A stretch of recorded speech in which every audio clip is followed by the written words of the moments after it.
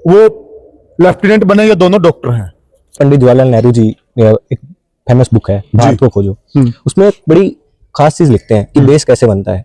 उसमें लिखते हैं कि देश नहीं बनता नदियों, पहाड़ों, पर्वतों, भेड़ों, बकरियों से, देश बनता है हमसे और आपसे। हम जो we are the people of this nation, we make this country. ठीक उसी प्रकार से स्कूल नहीं बनता बड़ी बड़ी बिल्डिंगों से, बड़े बड़े उपकरणों से। स्कूल बनता है हमसे और आपसे, हमारे अध्यापकों से और हम विद्यार्थियों से। एक साथियों, मेरे एक बगल में देवकी खड़ी है, मेरे एक बगल में यशोदा खड़ी है। आलोक को जन्म दिया है देवकी ने, पाला है यशोदा ने। बड़ा संयोग है, बहुत बड़ी बात। साथियों, स्कूल केवल खुद पैसा कमाने की मशीन बन गए हैं और बच्चों को भी पैसा कमाने की मशीन बना रहे हैं। जब बच्चे पैसा कमाने की मशीन बन रहे हैं और स्कूल उनको बना रहे हैं, तो फिर आप संस्कार भूल जाइए। ये इकलौता ऐसा स्कूल है क्षेत्र का जहां प्रतिभा के साथ संस्कार भी दिए जाते हैं। नमस्कार साथियों, मैं हूं आपका होस्ट कुलदीप सिंह पुनिया और मैं लेकर चलता हूं आपको प्रतिभा की दुनिया।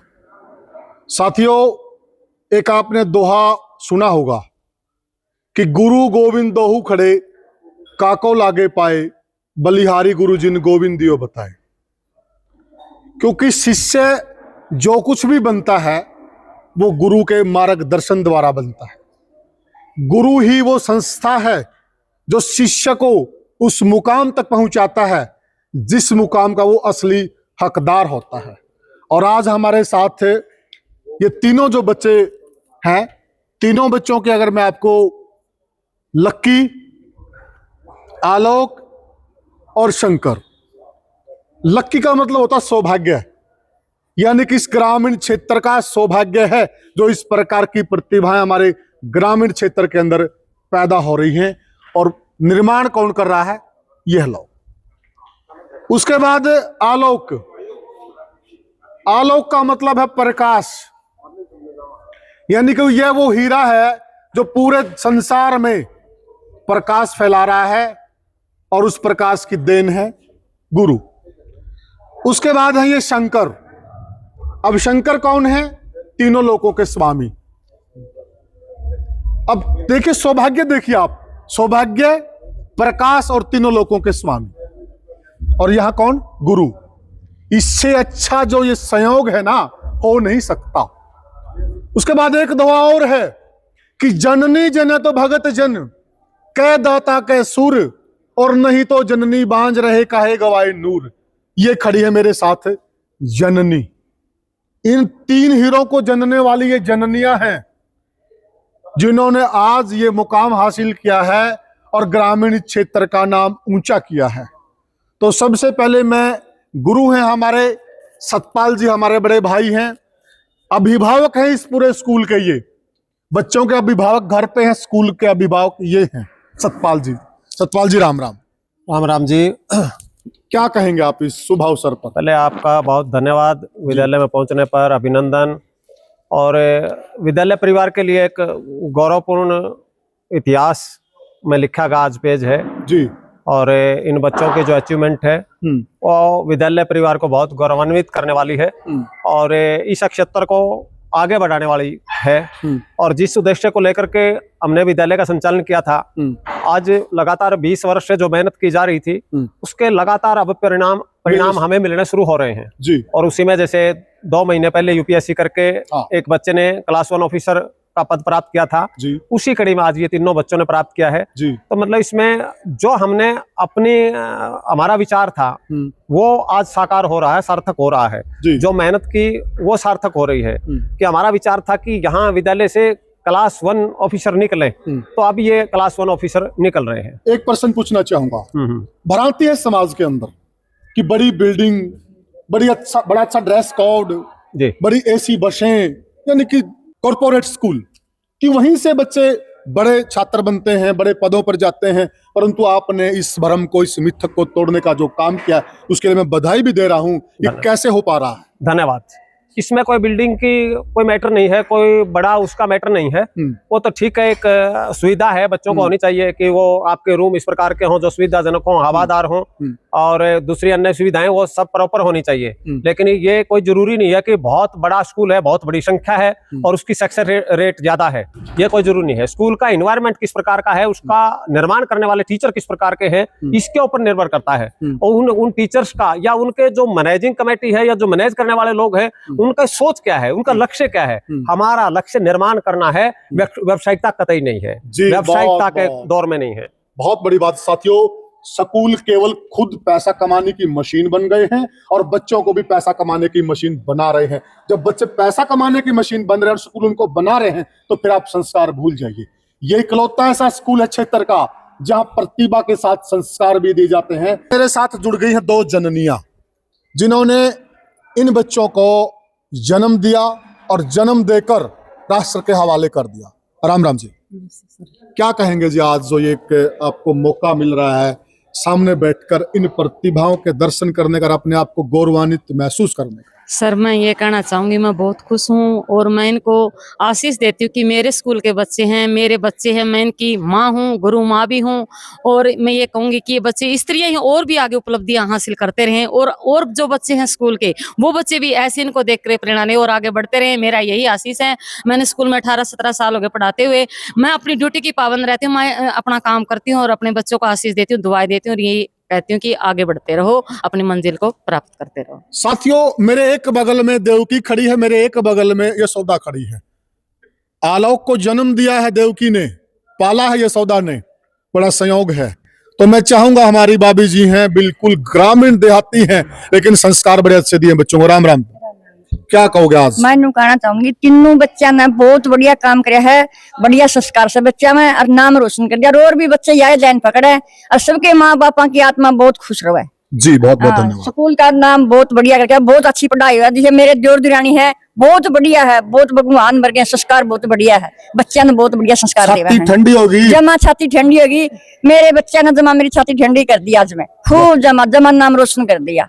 साथियों, स्कूल मांदा लोग जिन छुटा था जानदा जब गंदा ताई नमस्ते, जानदा जब गंदा ताई नमस्ते, मेरे पैर चुस्कार के मेरा दोहराया के जी पाछा जा करदा और वही काम रे लोग मैं से। वाह, बहुत बढ़िया है तीनों बच्चियां।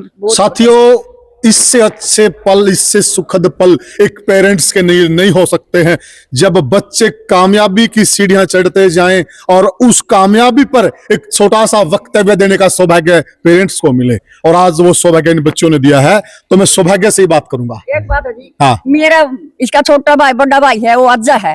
उती भी नू कहा ताई बेसोची रही है, तो मन्ना आधी रोटी मिलेगी नहीं, वो भी मैं मेरा भाई का पेट भरूंगा। माँ ताई तो मेरी धर्म की माँ है। पहले जब ताई कहने लगे तो कोई बात को नहीं, ना कोई चिंता को नहीं, मैं आप समूंगा। इसका तेरा जीवन मेरा जीवन ताई एक से। वाह, मेरा परिवार आशीर्वाद है बेटे को। हाँ, सौभाग्य है। क्या कहोगे आज जो आपने एक अचीवमेंट प्राप्त की है? ये पहली सीढ़ी है, इसके बाद आप देश सेवा में जाएंगे और देश को नाज होगा आप पर कि हमारा बेटा गांव देहात का बेटा बॉर्डर पर खड़ा होकर देश की रक्षा करेगा, सेवा करेगा। क्या कहेंगे, इस स्कूल का क्या योगदान? मैं यही कहूंगा कि हाँ, आज मेरे लिए गर्व का अवसर है और इसमें मैं अपने पेरेंट्स का और जो मेरे गुरु है, जैसे मैम भी कह रही थी, सब गुरु अपने पेरेंट्स के जैसे ही है। सब एकदम पेरेंट्स की जैसे ही वो हेल्प करते थे अपने प्रिपरेशन टाइम में भी। कभी भी कुछ भी गलती होती थी तो घर जैसा ही काम था, घर पे बता देते थे कि हाँ ये है, आप वो इम्प्रूव करो, वो करो। तो सब बिल्कुल घर जैसा ही माहौल था। तो स्कूल का भी हुआ ही नहीं कि हाँ कि हम कहीं बाहर पढ़ रहे हैं, ऐसा लग रहा था कि हाँ घर पे ही है, सब घर पे ही पढ़ाने वाले हैं। तो अच्छा हुआ। और देश सेवा का मौका तो मैं सोचता हूँ कि ये सबसे बड़ा मानता हूँ मैं कि हाँ कि हर बंदे को अपने जो भी जिस भी फील्ड में काम करे, ना कि सेना, कोई अच्छा डॉक्टर बने, अच्छा इंजीनियर बने, अच्छा टीचर बने, क्योंकि सबका इक्वल कंट्रीब्यूशन होता है देश की सेवा में। तो मैं यही कहूंगा कि एक फौजी नहीं बल्कि सेवा करता, बल्कि हर एक आदमी इक्वल सेवा करता है देश की। हमारा बेटा जो सौभाग्य है, लक्की है, ये लेफ्टिनेंट बनने जा रहा है इस स्कूल की बोलो, और इस क्षेत्र के लिए बहुत ही गौरव के पल है। उसके बाद आलोक है। आलोक हमारा भतीजा भी है और इस परिवार से हमारा गहरा नाता भी है।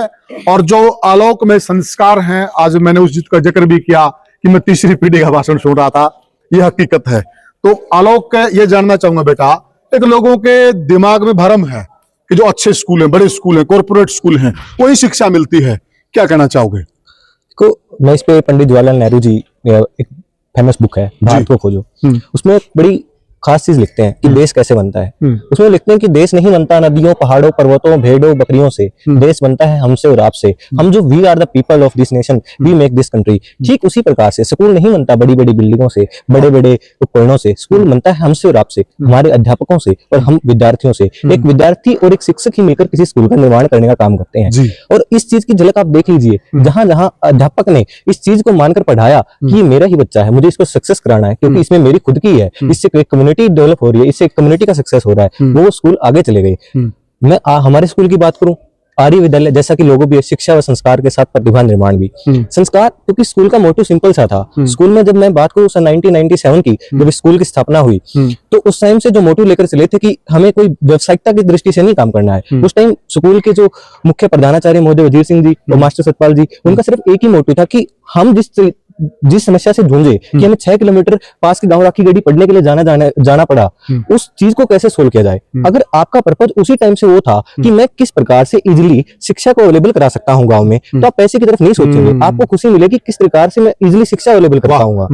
इसी तरीके से वो जो मोटिव बिल्डिंग की प्रोसेस है, वो स्कूल ने हमारे अंदर बखूबी डाली है। संस्कार की बात को, शिक्षा का आपने रिजल्ट देख ही लिया होगा, संस्कार की ठीक इसी प्रकार से संस्कार जो स्कूल का जो पूरा मोटिव है, किस प्रकार से गुरुकुलीय पद्धति को अपनाया जाए, उस पर रहा है कि किस प्रकार से अद्वैत वेदांत की जो फिलोसफी है कि गॉड क्या है, उसके ऊपर भी डीप डिस्कशन हुए हैं, जिसने हमारे बिलीफ को ऊपर क्वेश्चन करने की बात की। प्रतिभा निर्माण के लिए तो देख लीजिए कि अलग अलग प्रोग्राम, कितने ही प्रोग्राम का मैं डिस्कशन करूंगा, आपका दृष्टिकोण प्रतिभा निर्माण प्रोग्राम, कितने ही प्रोग्राम जो समय समय पर चलते रहे। उन्होंने मेरे अंदर कॉम्पिटिटिव अप्रोच, जो चीज सबसे ज्यादा नेसेसरी होती है किसी भी कॉम्पिटिटिव एग्जाम को क्वालिफाई करने के लिए, वो लोगों में बहुत बार जूझ के आती है, लेकिन वो जो कॉम्पिटिटिव अप्रोच थी उसमें डेवलप करने का काम किया। एक प्रतिभा निर्मात्री नाम की एक प्रतियोगिता होती थी। मैं जब दूसरी क्लास में आया तो स्कूल ने उसको प्रतिभा निर्मात्री प्रोग्राम को स्टार्ट किया।